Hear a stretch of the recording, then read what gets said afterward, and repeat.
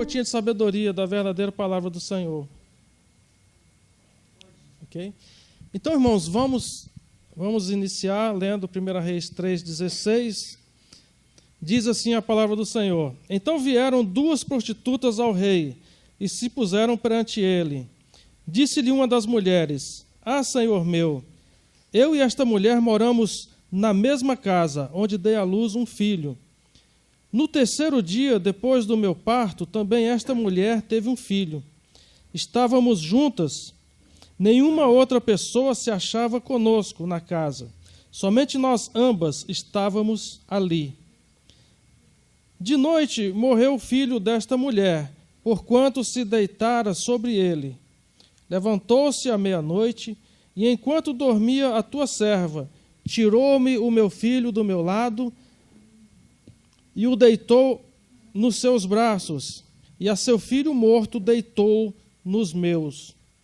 Levantando-me de madrugada para dar de mamar a meu filho, eis que estava morto. Mas, reparando nele pela manhã, eis que não era o filho que eu dera à luz. Então disse a outra mulher: Não, mas o vivo é meu, e o teu é o morto. Porém esta disse: Não, o morto é teu filho, e o meu é o vivo. E assim falaram perante o rei. Então disse o rei: Esta diz: Este que vive é meu filho, e teu filho é o morto. Esta outra diz: Não, o morto é teu filho, e o meu filho é o vivo. Disse mais o rei: Trazei-me uma espada. Trouxeram uma espada diante do rei. E disse o rei: Dividi em 2 partes o menino vivo, e dai metade a uma e metade a outra. Então a mulher, cujo filho era o vivo, falou ao rei, porquanto o amor materno se aguçou por seu filho, e disse: Ah, senhor meu, dai-lhe o menino vivo, e por modo nenhum o mateis. Porém a outra dizia: Nem meu, nem teu, seja dividido. Então respondeu o rei: Dai a primeiro o menino vivo, não o mateis, porque esta é a sua mãe. Todo Israel ouviu a sentença que o rei havia proferido, e todos tiveram profundo respeito ao rei, porque viram que havia nele a sabedoria de Deus para fazer justiça. Amados, esse texto, se a gente for considerar esta criança como o nosso caminho em Cristo, o ministério que a gente abraçou, por exemplo, a nossa célula, nosso compromisso na casa do Senhor, pode nos trazer grandes lições. Aqui, a figura do rei, se nós imaginarmos como o Senhor Jesus, no dia em que nós estaremos diante dele e ouviremos as suas palavras para conosco, em relação ao nosso trabalho no caminho, no reino de Deus, também pode nos trazer grandes lições de vida. Inicialmente, nós vamos entender aqui, no verso 16, eram 2 prostitutas que moravam sozinhas e elas tinham bastante coisas em comum. Inicialmente, a atividade delas, eram ambas prostitutas, ambas ficaram grávidas na mesma época, tiveram o bebê com poucos dias de diferença, então tinham em comum a gravidez, tinham em comum uma afetividade, né, porque senão não morariam juntas, e com certeza a confiança, deviam dividir as despesas, etc. Outra coisa que achei em comum, não receberam visitas, né? Ela falou que ninguém esteve lá em casa, só estávamos nós duas e de repente o filho de uma aparece morto. Então elas tinham algumas coisas em comum, e isso nos faz lembrar a nossa caminhada no Senhor. Nós temos tudo em comum, dentro da medida do possível, muitas vezes na mesma célula, anos e anos ali, o mesmo hábito de reunir naquele dia da semana, o tratamento que nos dá a nossa cobertura, o líder da célula, é o mesmo para todos. Nós temos unidade nesse caminho com o Senhor, mas a gente observa que o desfecho do nosso caminhar nem sempre é o mesmo, conforme a expectativa que se deposita na pessoa. Muitos ficam pelo caminho, e foi o que aconteceu aqui nesse texto. Uma das mulheres traiu a confiança da outra, chegou a desejar a morte do filho dela. Com certeza elas romperam depois desse episódio. Uma se manteve fiel ao seu... Vamos enxergar essa criança como ministério, né? Uma se manteve fiel ao seu ministério, outra foi negligente com o seu ministério, a ponto de que o seu ministério morreu logo no início. E aqui a gente observa que essa mãe, que foi fiel ao seu ministério, no caso, a sua criança, né? Quando a gente fala de uma criança recém-nascida, a gente já vislumbra o futuro, uma perspectiva nova, um investimento de vida, cuidados, né? A gente projeta toda uma série de realizações nessa nova vida que chega, é um momento de alegria. Então, o ministério é isso. Como nós cantamos aqui, quando o Senhor restaurou a nossa vida, ficamos como quem sonha. É isso que acontece quando a gente se decide por Jesus. Não apenas quando a gente muda de religião, porque a coisa mais desastrosa é a pessoa simplesmente mudar de religião. Mas quando a pessoa realmente recebe a Jesus, é esse sentimento que expressa o interior do novo convertido. É uma criança que nasce. São novas expectativas. Então, duas pessoas com tanta coisa em comum, mas com um desfecho tão diferente.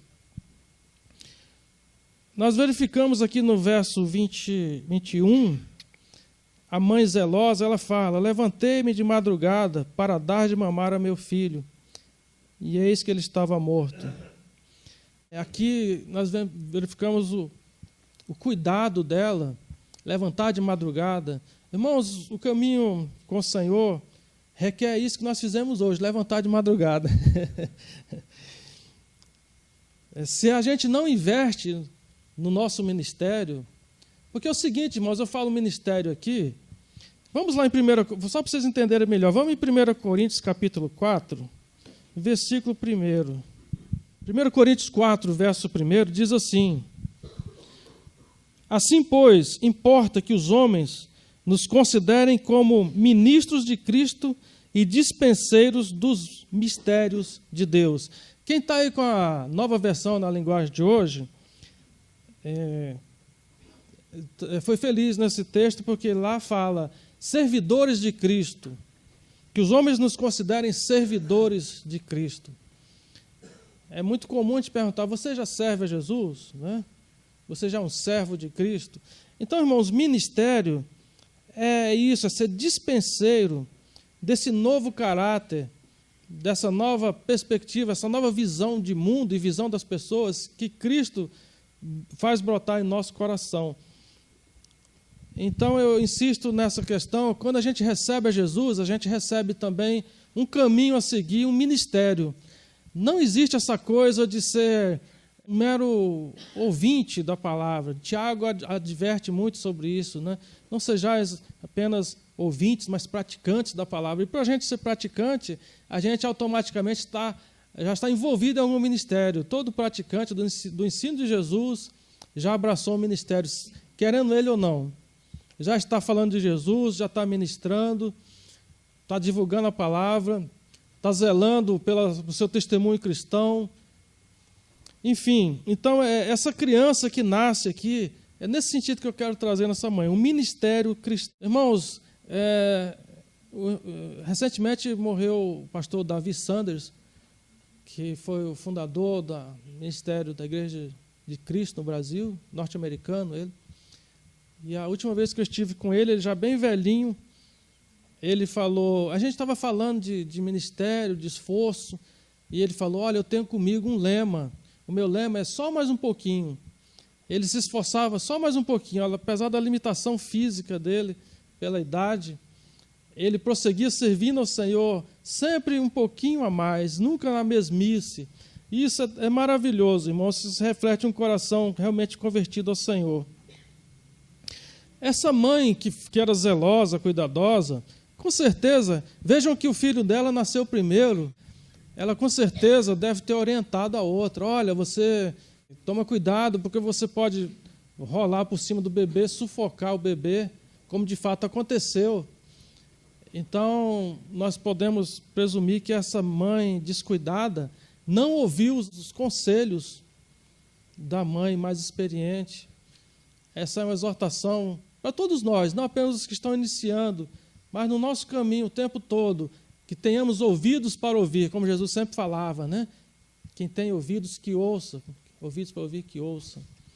Precisamos desenvolver a habilidade de ouvir, porque o caminho do Senhor é profundo e o nosso aprendizado não termina nunca.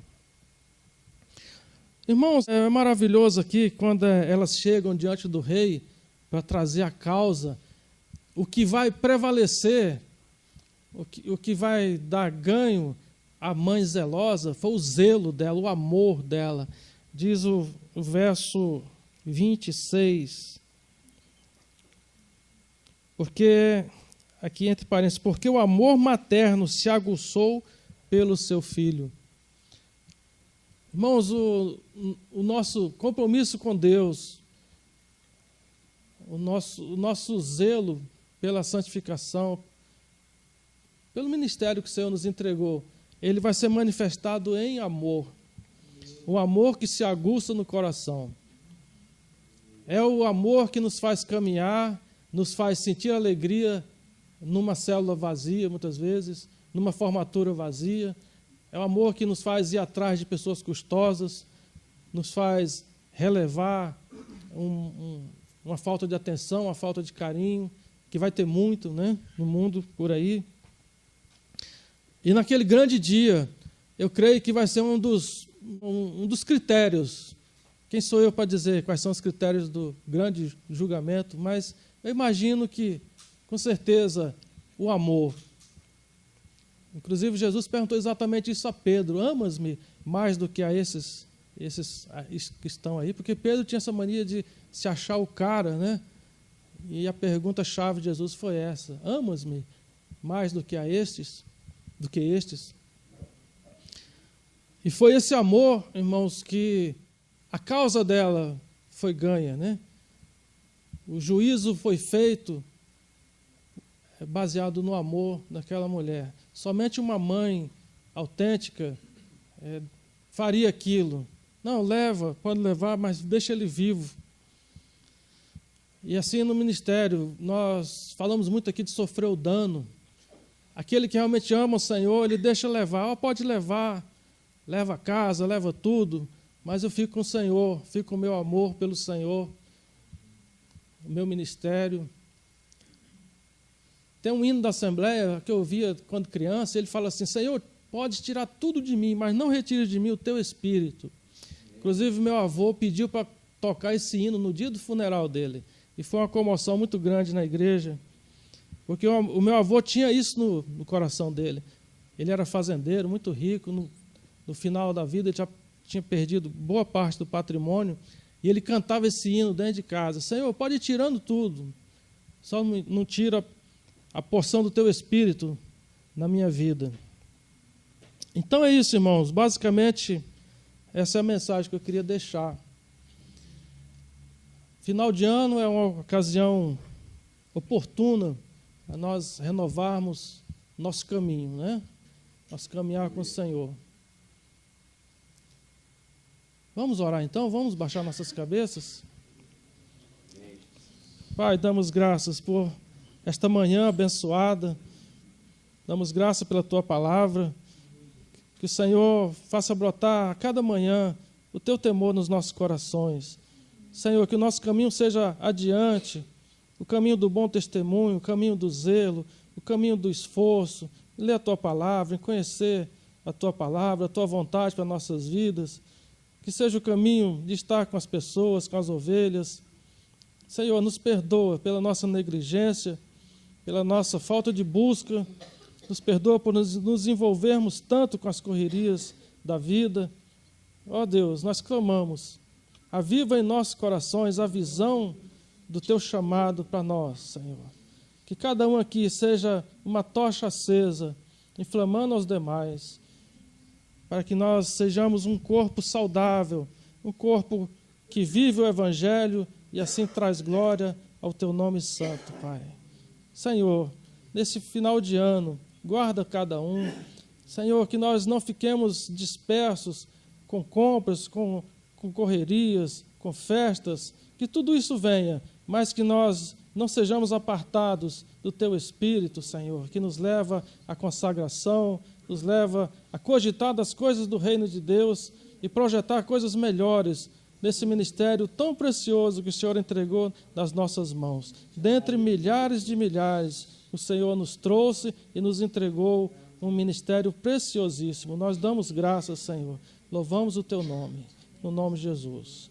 Que Deus abençoe, irmãos. Amém.